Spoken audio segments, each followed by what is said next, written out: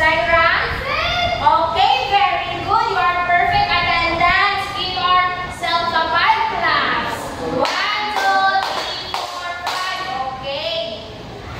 So before we start,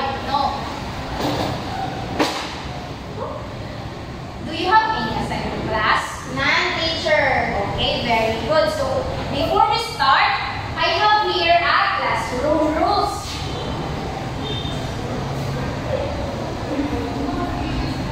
So please read Rico and Sit down properly. Second, Zaira. Raise your hand if you want to answer. Suya. Listen to the teacher. Okay, kaninang classroom rules class is kailangan ka maminaw. Aron, kung mag-discuss si teacher na ako mo'y magubag or na ako mo'y ma-answer. May I clear class? Yeah. Yes, teacher. Okay, very good.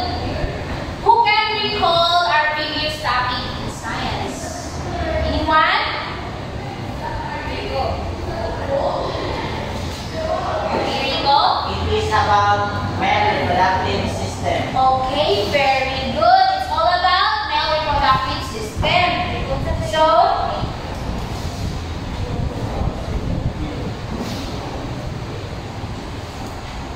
So class, I have here a picture. All you have to do is ikuan ninyo. Tagnaon ninyo kung saan ang picture. Okay, clear?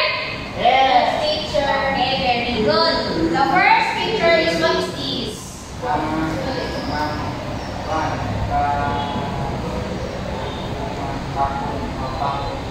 What is this class? This is a fern. Fern sa English. Sa Bisaya, ma'am. Pako. Pako. Dili sa imong mga pako. What is this? Fern. Fern. Fern. Dili, pearl. Fern. Fern. Very good. The next is aloe vera. Very good. The second, Flower. is this? Snake plant. Very good. What is this? Snake plant. Very good. This one? Daisy. Daisy. Daisy. Kaya siya mga flowers is daisy. Daisy. What is this? Daisy. Very good. And the last one? Sunflower. Very good. So, class.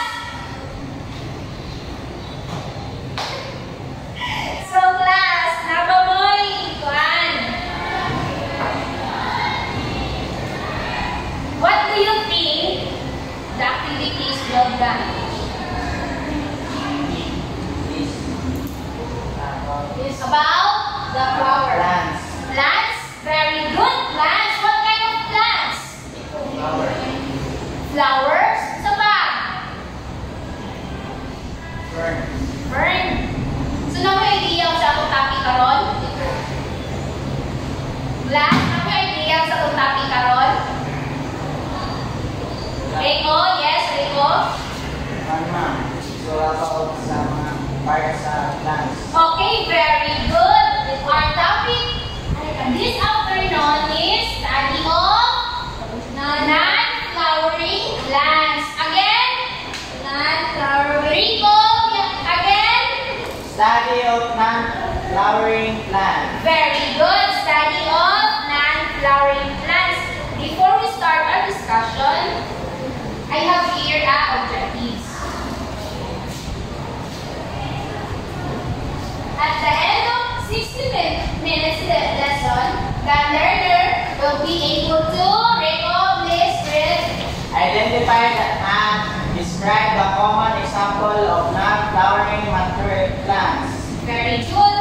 Second, discuss confidently how these plants reproduce and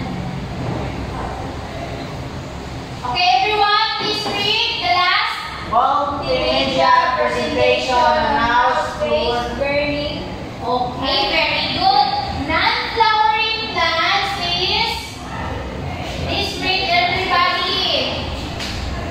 Non-flowering plants are those that do not ever produce flowers.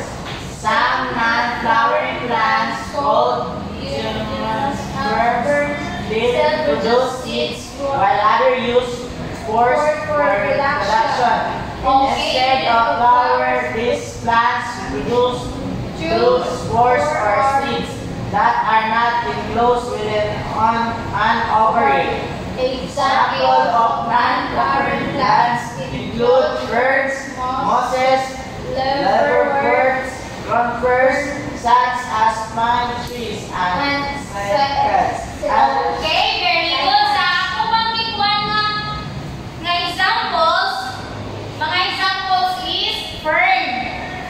Fern, mga aloe veras, mga ningana. So, I have here ang mga pictures sa mga non-flowering plants. As you can see, class, walang joy. Ato ang kwan is walang leaf flowers. Puro siya ng plants. Okay, puro sa siya plants. So, as you can see, sa mga inyong sa inyong balay is, Ay, lumog-lumog na. oh, very good, Rico. May mga lumot-lumot usahay. Kung kabantay mo sa mga uban nga mga garden is walay mga flowers, usahay na apinahan. Diba? Muna po ang studyhan karon ang non-flowering plants. Okay.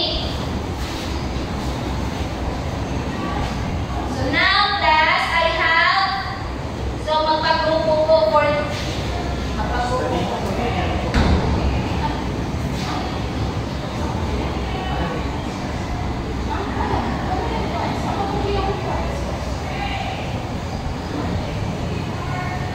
So for I have guys, so kuan.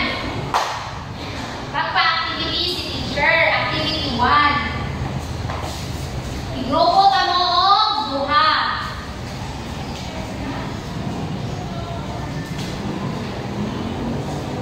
This is the group 1 and this is the group 2. Okay, the group 1, please read. The group will rearrange the jumbled letters to form the correct words. Okay, muna ninyo ang ansiran. Ang group 2, please read. Supply the missing letters to from the word that is being described below. Okay, very good. So I'll give you 5 minutes to answer the activities.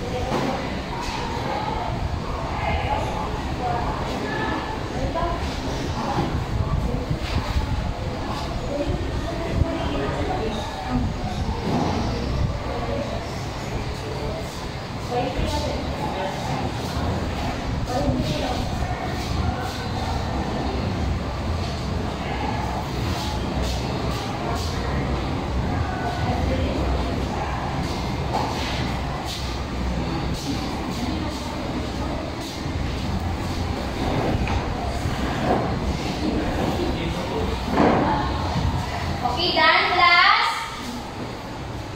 Done, teacher. Okay, very good. Ato i-check inyong gi-ansiran. So, number 1, word. Sakto ba? Sakto. Check. Very good. Second. Moses.